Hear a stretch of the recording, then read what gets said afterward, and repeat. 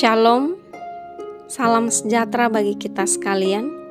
Saudaraku jemaat Tuhan, pada hari ini nas firman Tuhan yang akan bersama kita baca dan kita renungkan dari Injil Matius pasal 19 ayat 16 sampai dengan ayat yang ke-22, yang akan saya bacakan demikian dengan judul perikop Orang Muda yang Kaya.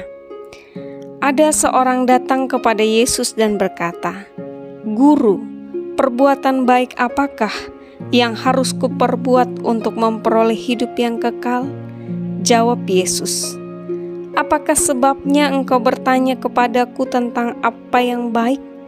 Hanya satu yang baik. Tetapi jikalau engkau ingin masuk ke dalam hidup, turutilah segala perintah Allah." Kata orang itu kepadanya, "Perintah yang mana?" Kata Yesus, "Jangan membunuh, jangan berzina, jangan mencuri, jangan mengucapkan saksi dusta. Hormatilah ayahmu dan ibumu, dan kasihilah sesamamu manusia seperti dirimu sendiri." Kata orang muda itu kepadanya, "Semuanya itu telah kuturuti, apalagi yang masih kurang?" Kata Yesus kepadanya, "Jikalau engkau hendak sempurna, pergilah, juallah segala milikmu, dan berikanlah itu kepada orang-orang miskin. Maka engkau akan beroleh harta di sorga. Kemudian datanglah kemari dan ikutlah aku." Ketika orang muda itu mendengar perkataan itu, pergilah ia dengan sedih, sebab banyak hartanya. Amin. Tema firman Tuhan untuk kita pada saat ini, bagaimana memperoleh hidup yang kekal. Saudaraku jemaat Tuhan, ada sebuah jargon yang mengatakan, muda foya-foya, tua kaya raya, mati masuk surga. Secara sederhana, 3 frase yang terdapat di dalam jargon ini menggambarkan bahwa hidup ini mudah dan tidak ada tantangan. Kebahagiaan tidak hanya dinikmati di dunia ini saja, tetapi juga setelah meninggalkan dunia ini. Semua orang tentu mendambakan kehidupan yang demikian. Namun faktanya, hidup ini tidak mudah dan penuh dengan tantangan dan perjuangan. Tidak terkecuali seorang muda yang diceritakan dalam nas kita saat ini. Ia tidak hanya ingin menikmati kesuksesan hidup di dunia ini saja, tetapi juga mendambakan hidup yang kekal atau masuk surga. Saudaraku, diceritakan ada seorang muda yang menanyakan kepada Tuhan Yesus tentang bagaimana caranya memperoleh hidup yang kekal. Orang muda ini adalah seorang yang kaya dan juga seorang pemimpin atau penguasa, seperti dikatakan dalam Lukas 18 ayat 18. Ia memiliki kemampuan yang luar biasa di dalam mengembangkan usahanya, sehingga meskipun ia masih muda, ia sudah kaya raya. Dia juga memiliki kehidupan rohani yang baik, yang terlihat dari pengakuannya bahwa ia sudah menuruti semua perintah Allah. Ia juga percaya akan adanya hidup yang kekal, dan ia menginginkan hidup yang kekal itu. Ia sadar bahwa ada yang harus dilakukan untuk memperolehnya, dan ia pikir ia siap untuk itu.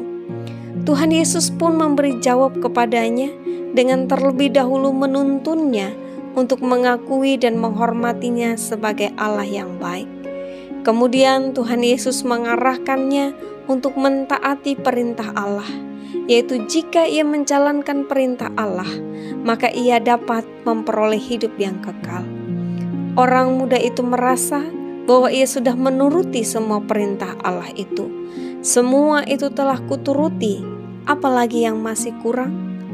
Terlihat kesombongnya di dalam menilai diri sendiri, karena tidak ada orang yang dapat melakukan semua perintah Allah secara sempurna.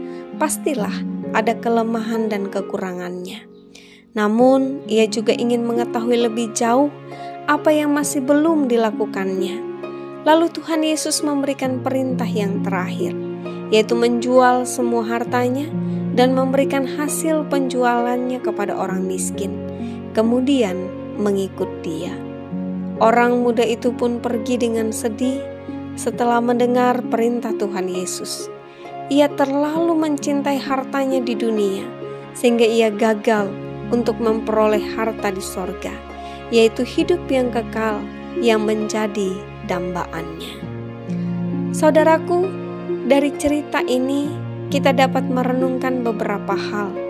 Di antaranya adalah yang pertama, kita diingatkan bahwa harta kekayaan duniawi dapat menjadi penghalang bagi kita untuk memperoleh harta di surga.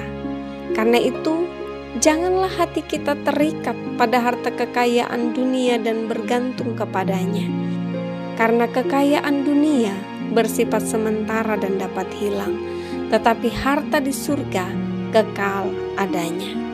Yang kedua, harta kekayaan adalah salah satu bentuk berkat yang Allah berikan kepada umatnya, yang harus disyukuri dan dipergunakan bagi kebaikan diri sendiri dan sesama, sehingga kita tidak boleh serakah dan hanya memikirkan diri sendiri.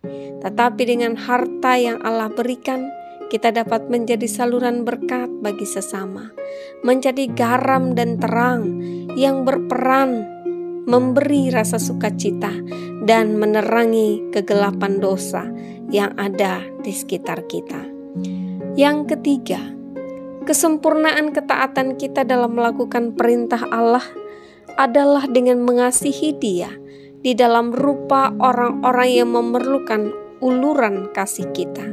Seperti firman-Nya, "Aku berkata kepadamu, sesungguhnya segala sesuatu yang kamu lakukan untuk salah seorang dari saudaraku yang paling hina ini, kamu telah melakukannya untuk aku." Matius 25 ayat 40. Karena itu, marilah kita mempergunakan harta kekayaan kita atau apapun yang kita miliki di dunia ini untuk memperoleh harta di sorga, yaitu dengan melakukan kebaikan dan kasih kepada sesama, sehingga kita tidak hanya bahagia di dunia, tetapi juga bahagia ketika kita meninggalkan dunia ini, yaitu beroleh hidup yang kekal. Amin. Tuhan Yesus memberkati.